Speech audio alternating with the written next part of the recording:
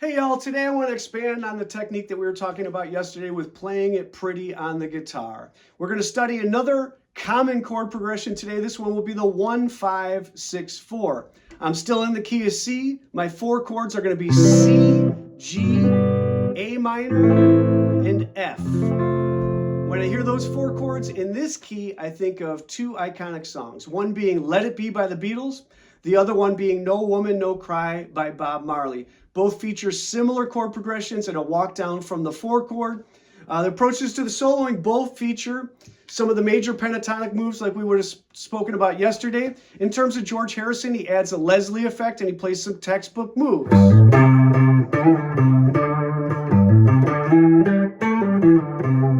In terms of Al Anderson's great solo on No Woman, No Cry, he's using a little bit more of a soulful approach, although his beginning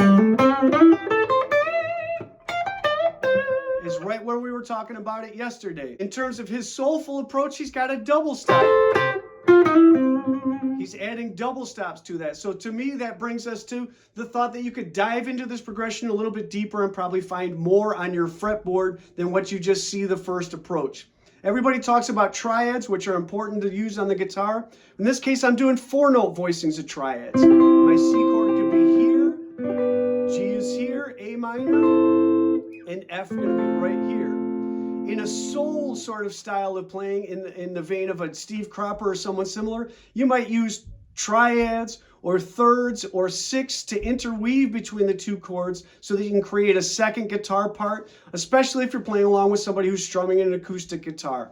Another approach to playing something like this might be outlining the chord structure. When I'm doing that, I might be playing around the root of the C chord, but play the B, which is the third on top of the G.